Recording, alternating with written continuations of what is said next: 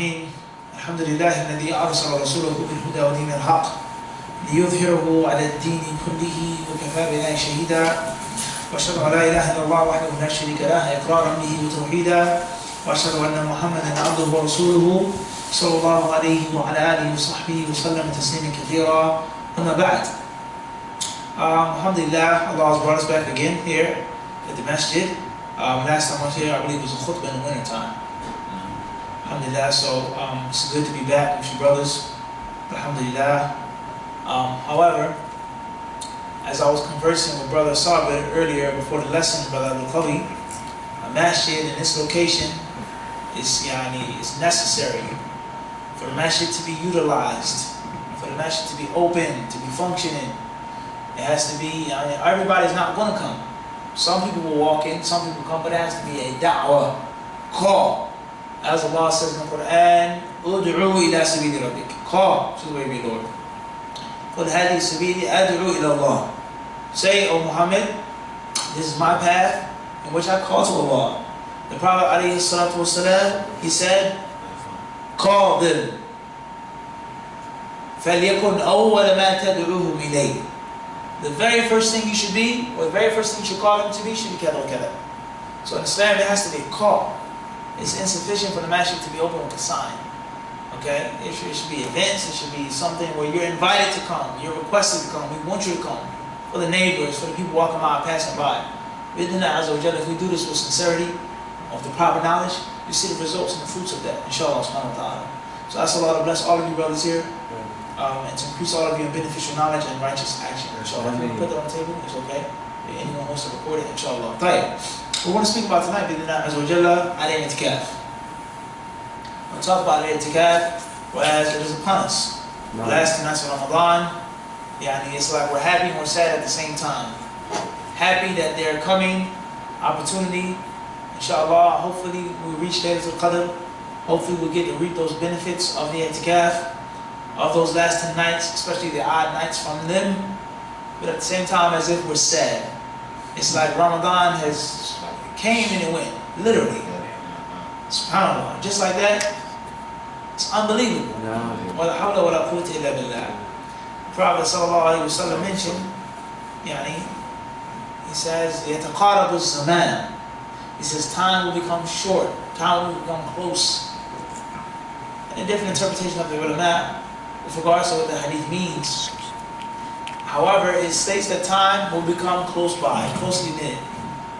Weeks don't feel like weeks anymore. Months don't feel like months anymore. Khayran, inshallah. Al-Itikaf, the first thing we're going to speak about, and we're going to read from tonight, we're going to explain and comment on the book called Sifatu Sawm Nabi sallallahu alayhi wa sallam fi Ramadan. A description of the Prophet sallallahu alayhi wa sallam's fasting in Ramadan by Sheikh Salim al-Hilali and Ali Hassan al-Halabi. Well-known book in English has been translated for years. A description of the Prophet's fasting in Ramadan. It's in wide circulation, it's been printed several times. This is the book in Arabic. So the two authors, the two sheikhs, they say hikmatuhu, the hikmah of al-i'tikaf. Why i'tikaf? قال العلامة ابن القيم لما كان صلاح القلب واستقامته على طريق سيره إلى الله تعالى متوقفا على جمعيته على الله ولم شعثه بإقباله بالكلية على الله تعالى فإن شعث القلب لا يلمه إلا الإقبال على الله تعالى وكان فضول الطعام والشراب وفضول مخالطة الأنام وفضول الكلام وفضول المنام مما يزيده شعثا أو شعثا ويشتته في كل واد ويقطعه عن سيره إلى الله أو يضعفه أو يعوقه ويوقفه أو يوقفه. Ibn al-Qayyim says, due to the fact that a person's heart being steadfast, being strong, being healthy, due to the reality that the only way your heart is going to be healthy and steadfast is when it's totally devoted to Allah. When your heart is totally attached, connected and fastened to your Lord, and is focused on Allah subhanahu wa ta'ala. And there are many reasons behind a person becoming distracted from being connected with Allah, the heart. It says such as excess speech, excess sleep, excess mixing and dealing with the people. All of these things have an effect on your heart's focus on Allah. Due to the fact that this is a reality, Allah Azza wa Jal, He legislated i'tikaf. In other words, i'tikaf is only legislated for you to become a better Muslim. I'tikaf, we only make i'tikaf for you to be a more focused believer. Because the things that you leave off and avoid when you make i'tikaf are all things that hinder your heart from focusing upon Allah. Ibn Qayyim says, all of these things here will split up a person's heart, separate and chop his heart up into pieces, or it will weaken his heart. Too much mixing with the people, distraction from Allah's dhikr, no doubt. Excessive eating and drinking is not what so focused you're going to be when you eat and drink. Being with your wife, or a woman being with her husband, it's a means of distraction from Allah's dhikr. It's a means of weakening the heart and attaching the heart to other than Allah subhanahu wa ta'ala. Since that's the case, He's saying two things to you. The only happiness that you're going to get, the only righteousness of the heart that you can experience is through being attached to Allah. Okay? And also things that weaken that attachment, food, drink, mixture with people. Since that's the reality, He says, اقتضت رحمة العزيز الرحيم بعباده أن شرع لهم من الصوم ما يذهب فضول الطعام والشراب ويستفرغ من القلب أخلاق الشهوات المعوقة له عن سيره الله تعالى وشرعه بقدر المصلحة بحيث ينتفع به العبد في دنياه وأخرى ولا يضره ولا يقطعه أو يقطعه عن المصالح العاجلة والآجلة. He says the rahmah, the mercy of Allah, the exalted in might, the most merciful and kind, His mercy upon His slaves, a requirement of this mercy is that He legislated fasting for them. He gave them rules in which will allow them to remove that excessive food, that excess speech, that excess mixture with the people. He gave them a specific time of the year, a specific way of getting rid of all of that excess. And that, of course, is what? It's fasting, Ramadan. Too much food is harmful to you. Too much drinking is bad for you. Too much of you enjoying your pleasures, your sexual desires, is not always good for you. So therefore, Allah Azza wa Jalla, as if He gave us a timeout, a break for our bodies, our souls, and our spirits. Get right. But it's just a break. Because avoiding food in totality will kill you. You'll die. Starvation. You need something to drink. Allah subhanahu wa ta'ala has put these things inside of the human being's body, sexual desire. You need to relieve that. Relieve yourself of that. Those things need to leave your body. So not all the time, but sometime. And this goes to show that Ramadan is based off of what? The rest of the religion is based off of balance. The human being is a creature that needs to be around other human beings. He's a social animal. He has to be around people, to talk, to help, even to fight. It's the nature of the human being. Some human beings are aggressive. You can't fight with yourself. Right, Bukhari? You can't fight with you. You need somebody else to beat up and fight with. That's the nature of the human being. So therefore Allah subhanahu wa ta'ala, He put these desires, these emotions, these feelings, okay, these natural dispositions in our bodies. So to take them away from us totally, you can't do nothing, that's harsh. But it's a specific time in which you need a break from that. You need a break from your brothers. You need a break from your children, from your wife. Your wife needs a break from you. You need a break from your belly. You're eating and drinking and stuff in your face. You need to just relax. And this is from the wisdom of Ramadan. I don't think, alhamdulillah, that there is a sensible person. They don't have to be Muslim, but someone has some type of sense and a spare, except that they want to realize this hikmah. That's divine. It's a time in which you take a break from these things. What do the doctors say? Don't read too much. Don't read in the dark. Don't do this, don't do that. Don't put a strain on your eyes. But I love to read. I benefit from reading, I learn from reading. Okay, but your eyes need a rest. Your eyes need a break. Your feet need a break. Run, walk, do these things, but not all the time. You need a break. You practice, football practice. You do 2-3 laps. You go to the gym. You have a nutrition regimen. But now you need a balance, right, Malik? They say, tell you you can eat a cheeseburger today. You need that balance in your body. Rest, relax. Don't kill yourself in the gym. But you do need to work out, and you do need to train. But there has to come a time which the body rests and gets a break from that. And this is from the wisdom of fasting, not to torture you or to punish you, but to give your body a break from all of that extra stuff. And not only are those things extra, as we said, not only are they extra, but those things are means of distraction for one's heart. They distract you from being devoted to Allah subhanahu wa ta'ala. But there's a balance. Islam is a balance. Okay? The Muslim should be the one who needs or should be around his brothers. The Muslim should be social. You have friends, you have brothers you like to hang out with, alhamdulillah. You have permissible fun you talk with, alhamdulillah. But at the same time, the Muslim also sometimes needs to seclude himself. You need time to sit and read the Quran by yourself. You need time to reflect by yourself. You need time to make dhikr, to cry over your sins by yourself. You need time to reevaluate yourself by yourself. So we say there's a balance. There's a balance. Okay? Look at any other example. Husband and wife. Husband and wife need to spend time with each other. Husband is to give his wife attention, make her feel special, be with her. But too much of that is going to cause a problem. She needs her own space. Tonight she's going out with the sisters. There's a henna party. You go out with the brothers, sisters go out with sisters. That's a healthy part of the relationship. But all of the time, every day, 24/7, you would grab and touch your wife. It may seem okay in the beginning. But you're going to say, I'm tired of you. Get out, get away. Because that's a balance in life. Everybody understand this? Even with your children. You spend time with children, but your children need time which you need to play with other kids. In time which you need to be away from Abby and Umi and experience other things. Balance. So this is the hikmah of Ramadan and the hikmah of Itikaf. Is that it gives you time to seclude yourself from the dunya.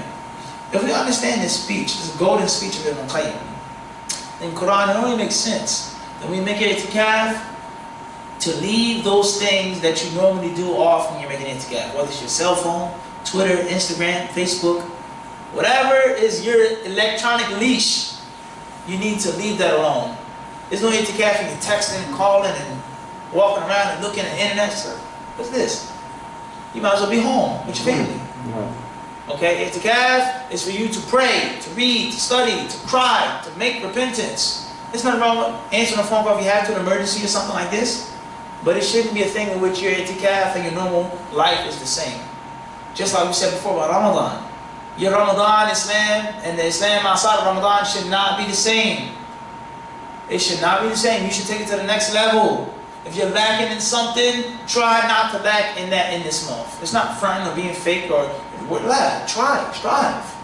Comes with a step in the next final time. So this is the divine wisdom of the legislation of Ramadan in general, fasting of Ramadan, and the legislation of I'tikaf. Ibn al-Qayyim rahimahullah ta'ala, he then says, Allah Azza wa Jalla, He legislates things for the slaves according to the benefit. Something that's not going to kill them, something that's going to help them in this life and in the next. It's going to help you in this life and in the next. He says, something that suits your worldly and your spiritual needs and benefits. Fasting is a benefit for your body and your soul. I'tikaf is a benefit for your body and your soul, for this life and in thereafter. Ibn al-Qayyim, he then says, شرع لهم الاعتكاف الذي مقصوده وروحه وكفر القلب على الله تعالى وجمعيته عليه والخلوة به والانقطاع عن الاشتغال بالخلق والاشتغال به وحده سبحانه بحيث يصير ذكره وحبه والإقبال عليه في محل هموم القلب وخطراته فيستولي عليه بذلها ويصير الهم كله به والخطرات كلها بذكره والتفكر في تحصيل مراضيه وما يقرب منه فيصير أنسه بالله بدلا من أنسه بالخلق فبعده بذلك لأنسه به يوم الوحشة في القبور حين لا أنس له ولا ما يفرح به سواه فهذا مقصود الاعتكاف الأعظم. Ibn al-Qayyim, may Allah's mercy be upon him, says, since this is the case, what we've just mentioned, Allah made a rule, He laid down for the believers to perform i'tikaf. The main objective of i'tikaf, the greatest, highest goal of i'tikaf is the stationary position of the heart. is for the heart to stay still, for the heart to remain in one place and devote itself to Allah subhanahu wa ta'ala, and for one's heart to be secluded with its Lord and to do it with all other worldly things, all things of creation, your wife, your children, your husband, your family members, your friends, this person being traded to this team, this person being going together, he scored this, blah. The heart is always moving, bouncing back and forth. Now in itikaf, the heart has to stay still. Relax, the heart needs to relax and be focused on its Lord subhanahu wa ta'ala. Ibn Qayyim says, in order for the slave to think, in order for all of the slave's thoughts to be about Allah subhanahu wa ta'ala, and Allah to be the subject of all of his thoughts, to think about Allah during these 10 days, or these 3 days, or one day, however long you may itikaf, to always think about your Lord subhanahu wa ta'ala. And also to ponder over the things that Allah is pleased with, how to become better, a better slave, how to please Allah more, greater, faster, what is the best deeds to perform. Ibn Qayyim says, so therefore you find company in Allah subhanahu wa ta'ala instead of finding company in the creation. And when you find company in Allah instead of his slaves, you will have that company when no one is with you, when you're by yourself, and that is in the grave. No matter how many friends you have, no matter how many followers you have on Facebook or Twitter or this and that, no matter how many teammates you have, Malik, when you go into that grave, that dark, damp, cold place, there's not going to be nobody in there with you. Nobody's going to make that smile you just made. That beautiful smile, mashallah. There's not going to be none of that. It's going to be you and your deeds. What you did. Your children mean nothing. Your parents, you and your deeds. But also, from the benefits of having righteous children, Mujahid, is that these are from the things, inshallah, that continue after you die. As the Prophet ﷺ said, when the son of Adam dies, all of his deeds cease except for 3. And he mentioned the righteous child that prays for him. So all of the time that you spend on your son, all the money you spend on him, all the efforts that you put forth to make him happy to be a good Muslim, you're going to be repaid for it, inshallah. When you pass on, inshallah, you'll pray for him. You'll make dua for him. But other than that, you're going to be in the grave by yourself.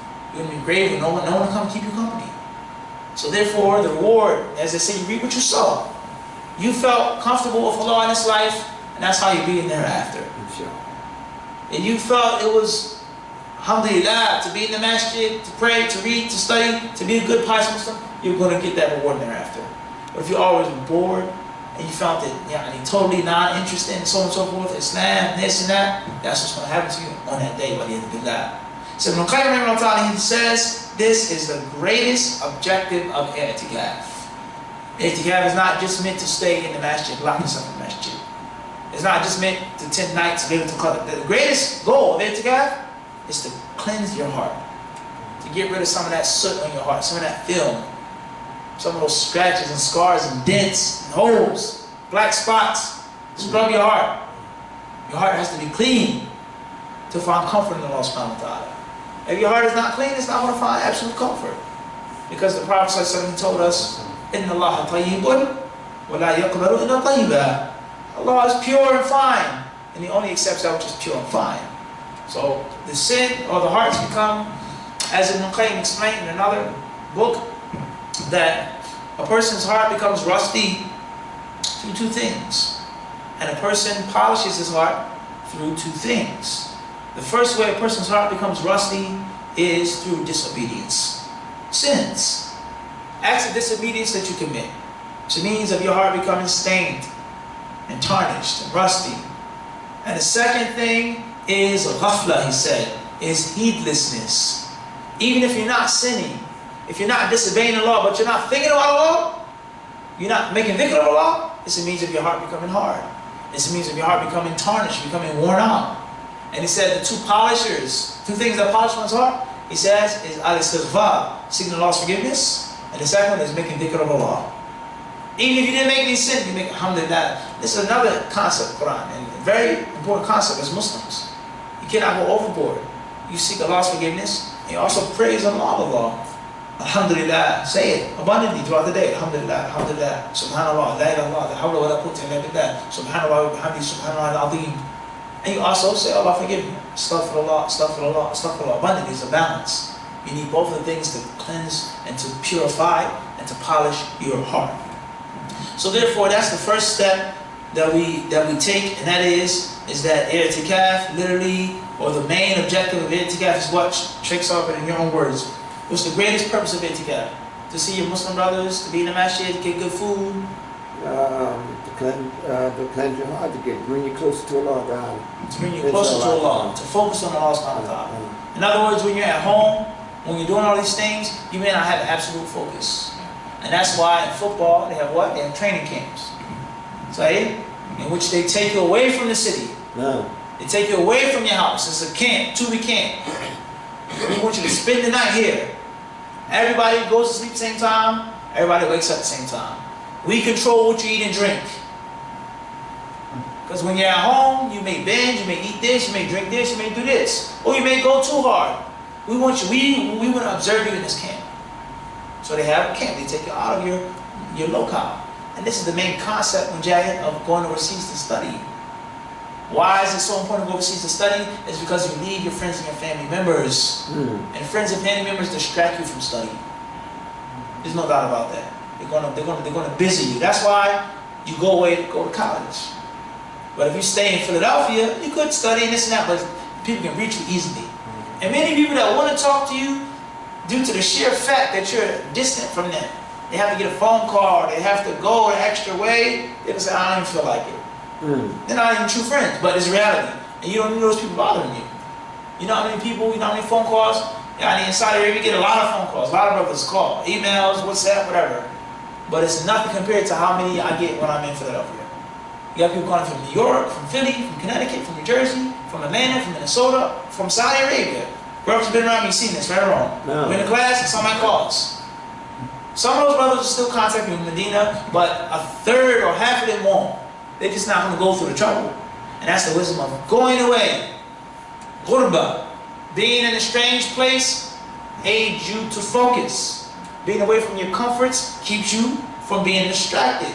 When you go to the store in Saudi Arabia, depending on what store it is in Medina, the drinks, this is an example, the drinks are limited drinks. Especially the corner store, they have this, they have that, alhamdulillah, okay, I want this, I want a juice, I want a soda, water, this water, but it's relatively limited. Wallahi, when I come back to America, and you walk into the supermarket, Whole Foods, or Trader Joe's, or Pathmark, it takes you like 2 weeks to just like snap out of the days. Wow. The juice alone is from this end all the way to the next.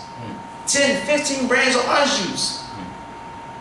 5, 6, 7 types of yogurt. Tannin, this, that, Octavia, kettle, cheese, eggs. That's the noise that you hear. Okay? This is no exaggeration. What's the point I'm trying to get to? Is that's all good, alhamdulillah, but that's extra time. Shopping. I got 3 types of cheeses. This, that. Pick it, and let's go. Get to America, huge selection and variety of products. And that's just a supermarket. We can go to the halal place, the meat market, this, shoe store, clothes. So much distractions. So this is from the wisdom of going away, cutting yourself off from these things. You can focus. And we can apply that concept to i'tikaf. You go in your house, your wife, your children, your sons, this, and that. In a masjid, please don't come in as an emergency. You make sure the house is stocked, everything you need, safe. Unless an emergency, please do not contact me. It's the wisdom of what? Of making i'tikaf. Everybody with me? No. Make sense? No. Okay, so moving on. The 2 authors, they say, ma'na. What is the meaning of the word i'tikaf? They say, وَالْإِقَامَةُ عَلَى الشَّيْءِ فَقِيلَ لِمَنْ لَازِمَ الْمَسْجِدَ وَأَقَامَ الْعِبَادَةَ فِيهِ مُعْتَكِفٌ وَعَاكِفٌ. The word i'tikaf means to stick to something, to stay put, to remain idle in one place for a considerable amount of time. So therefore in the Arabic language, عَكَفَ يَعْكُفُ عُكُوفًا اعتكف يعتكف اعتكافا يعني stay in the place, don't move. As Ibrahim alayhi salam said to his people, ما هذه الأصنام. He says, what are these idols? أنتم لها عاكفون. What are these idols that you make i'tikaf with? In other words, what are these idols that you stay with all the time, and pray to, and kneel to, and call to? You're attached and fastened to these idols. What's up? He said, there's people. So that's the linguistical meaning of the term i'tikaf. It's to stay put in one place, okay? So therefore, the one who stays in the masjid and performs ibadah, he's called mu'takif, and it's called akif. It's another dua that Ibrahim alayhi salam made. وَالرُّكَعِ السُّجُودِ. He says, Allah says, طَاهِرْ بَيْتِيَ لِلطَّائِفِينَ وَالْعَاكِفِينَ وَالرُّكَعِ السُّجُودِ.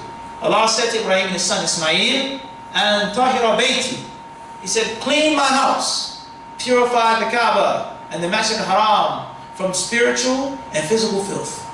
The spiritual filth were idols and the images and people making tawaf being naked. And this any other physical filth that may have been in that place. So Allah told him and his son to clean my house for those who want to make tawaf, who want to make circumambulation around the Kaaba, those who make an ukuf, who stay reading, praying, worshipping Him, وَالرُّكَعِ السُّجُودِ, and those who bow down and those who prostrate themselves. So this is the linguistical meaning of the word i'tikaf. It comes from 3 letters, which I had ayn, kaf, fa, akafa. That's the linguistical breakdown of the word i'tikaf. Now, as for its meaning in Islam, it's not mentioned here in the book. Then it is for a person to remain in the masjid to worship Allah subhanahu wa ta'ala. That's what i'tikaf means. To stay in the masjid, to post up in the masjid for the purpose of cutting off the dunya and worshiping Allah Azza wa Jalla. Now, the authors, they didn't say, مَشْرُوعِيَّتُهُ. Is i'tikaf from the sunnah? Is it legislated? Is it something from the deen to make i'tikaf? يستحب في رمضان وغيره من أيام السنة فقد ثبت أن النبي صلى الله عليه وسلم اعتكف آخر العشر من شوال وأن عمر قال للنبي صلى الله عليه وسلم يا رسول الله إني كنت نذرت في الجاهلية أن أعتكف ليلة في المسجد الحرام قال فأوفي بنذرك فاعتكف ليلة وأفضله في رمضان لحديث أبي هريرة رضي الله عنه أنه أو كان رسول الله صلى الله عليه وسلم يعتكف في كل رمضان 10 أيام فلما كان العام الذي قبض فيه اعتكف 20 يوما. The authors say it is recommended to make i'tikaf in and outside of Ramadan. Recommended to make i'tikaf in and outside of Ramadan. It has been authentically reported that the Prophet ﷺ once made i'tikaf during the last 10 nights of Shawwal. During the last 10 nights of Shawwal. It is also reported that Umar radiallahu anhu once said to the Prophet ﷺ, O Messenger of Allah, before I accepted Islam, I made a vow to Allah. And this hadith shows us is that the mushrikeen, the idolaters of Mecca before the time of Islam, before Islam came, they knew Allah and they worshipped Allah. But their problem was they didn't single Him out in worship. Yeah. They took partners, middlemen, in-betweens, intermediaries between them and Allah subhanahu wa ta'ala. But they knew who Allah was and they worshipped Him. They loved Allah. They prayed to Him abundantly, but they did not have ikhlas. They did not have tawheed. So this hadith clearly shows us what tawheed means. And it doesn't just mean tawheed al-rububiyyah, tawheed of Allah's lordship. Because we know that tawheed of Allah's lordship is tawheed Allahi fi af'alihi. It's to single out Allah in Allah's actions. The things that Allah does. Allah creates, Allah gives life, Allah takes that life, He sends down rain, He causes the universe to run sufficiently. The sun rises, it sets, so on and so forth. We single out Allah in His actions. We believe Allah is the only one who does those things. And then we have tawheed al-uluhiyyah. The tawheed to single out Allah in your own actions. Your prayer, your fasting, your fear, your devotion, your trust and reliance is for Allah and Allah only.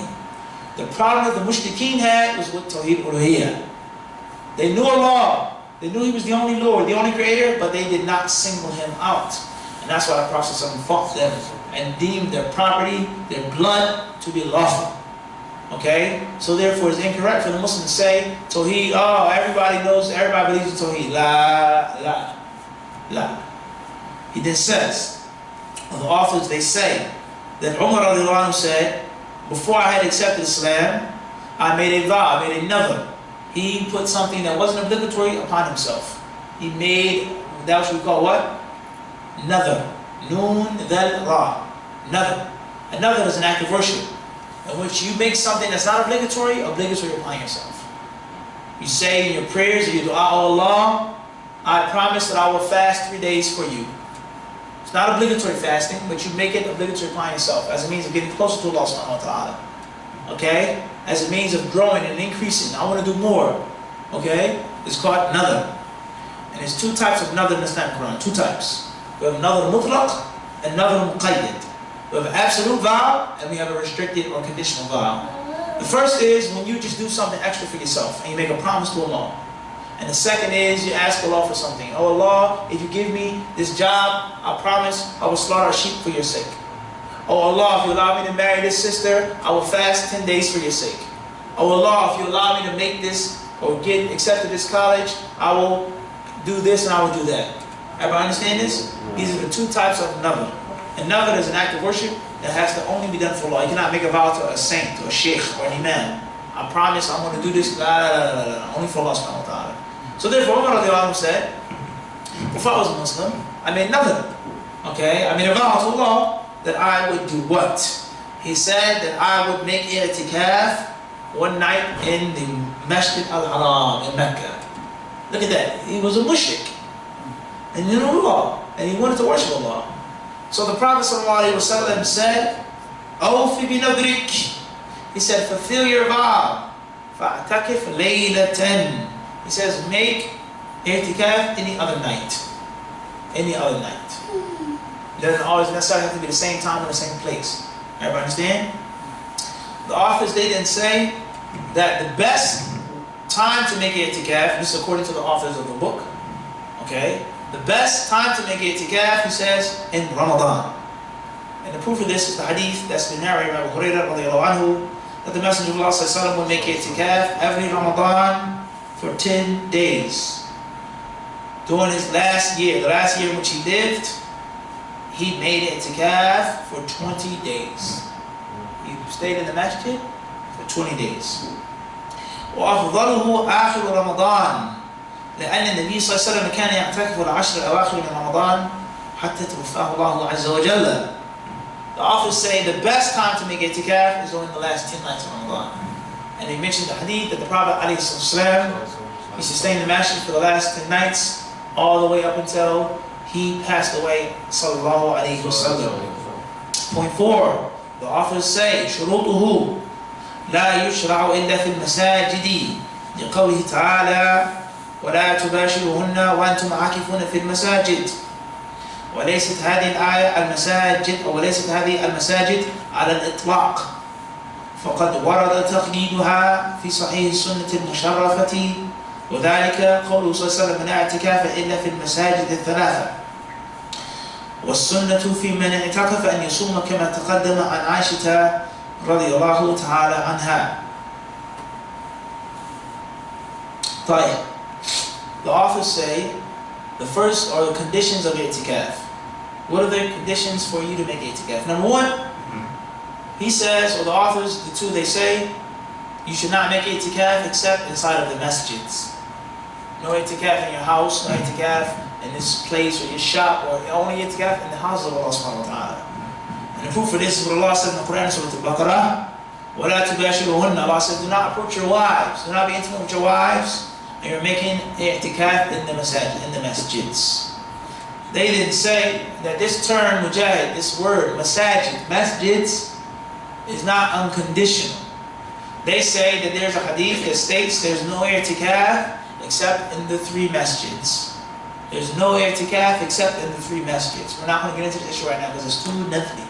Okay? According to the author, you can only make i'tikaf in these 3 masjids. Other ulama say any masjid in which there's a congregational prayer, in which there's a Jumu'ah service, you can make i'tikaf in. Moving on. He says the sunnah, or they say that the sunnah for those who make i'tikaf is that they should fast, as it's mentioned in the hadith of Aisha radiallahu anha. In other words, they say that it's not the best thing to do to make i'tikaf if you're not fasting. What if you were traveling, or you were sick, and you weren't fasting? Should you make i'tikaf? Is it okay to make i'tikaf? The authors didn't specifically or explicitly mention it's haram, but they said the sunnah, that which is best, is those who make i'tikaf should be doing what? Fasting. We moved on to mention. Next point, the authors of the book say, مَا يَجُوزُ لِلْمُعْتَكِفِ. What is permissible for the one who's making i'tikaf to do? What are you allowed to do? You have to just stay still in the masjid like a statue. Don't move, don't flinch. The only thing you do is read the Quran and sleep, that's it. Are you allowed to sleep? What is a person allowed to do in the masjid? They say, يجوز له الخروج لحاجته وأن يخرج رأسه من المسجد ليغسل ويصرح. قالت عائشة رضي الله عنها وأن كان رسول الله صلى الله عليه وسلم يدخل علي رأسه وهو معتكف في المسجد وأنا في حجرتي فأرجله وفي رواية فأغسله وإن بيني وبينه لعتبة الباب وأنا حائض وكان لا يدخل البيت إلا لحاجة الإنسان إذا كان معتكفا. It is permissible for the one who's making itikaf to leave the masjid for a need or necessity. It's okay for you to leave the masjid if there's a need or necessity. Whether that need is using the bathroom, something that's an emergency, something like this, it's permissible for you to go outside of the masjid. But before we move on, we have to understand that the masjid during the time of the Prophet ﷺ and the masjid during these times are very, very, very different, very contrast. The size of the masjid, the style of the masjid, the form of the masjid. Here today, alhamdulillah, we have air conditioning. Alright? We have electricity. Okay? We have the bathrooms, the restrooms. All here. Many masjids have showers. They have a shower inside of the bathroom. The brothers want to take showers, or sisters want to take showers, or guests, whatever. Something happens, you just want to get clean, have a shower. Back in the time of the Prophet, rather even today in some countries, some rural places, or quote-unquote third world countries, or even not too long ago, in many Middle Eastern countries, or Far Eastern countries, or African countries, okay, or Muslims in South America, or wherever they were, you had to walk for a distance to use the bathroom. Okay? Any older brothers, you go down south, you visit your parents, visit your grandparents or something, you have to go to our house. We have any of those old brothers here? Is this not the case? Even in some places, not too long ago. You got to take a little walk, take the candle or whatever with you and a stick, go to the bathroom. So this is how things were back in the day. The masjid was not attached. There was no bathroom, no restroom in the masjid, evident. There was no flushing, no plumbing, no modern means of technology. So therefore, these rulings are a bit different. If you have to use the restroom here, alhamdulillah, that's not the house right there. But back then, it's permissible for you to leave the masjid to use the restroom, to relieve yourself, okay? Or eat. Okay, the masjids then weren't like the masjids now. Even though their meals were simple and basic. And that's a whole other concept that we don't want to get into right now. So it's a whole topic in itself. The hadith about when the adhan is called, or when the iqamah is made, and your supper is served, eat your supper first. There's a whole issue, a whole argument among the ulama. Is it permissible to continue to eat while the prayer is being established? You have to be starving, hungry, something's going to happen to the food. And then Hafiz bin Hajar, rahimahullah ta'ala, or I believe he was quoting from Ibn al-Jawzi, okay, in Fath al-Bari, that the meals of the companions are not like the meals that we have today. They were simple, basic meals. The companions ate meat. They had warm things. They had broth. They had bread. They had sauce. They had things like that during those times. But that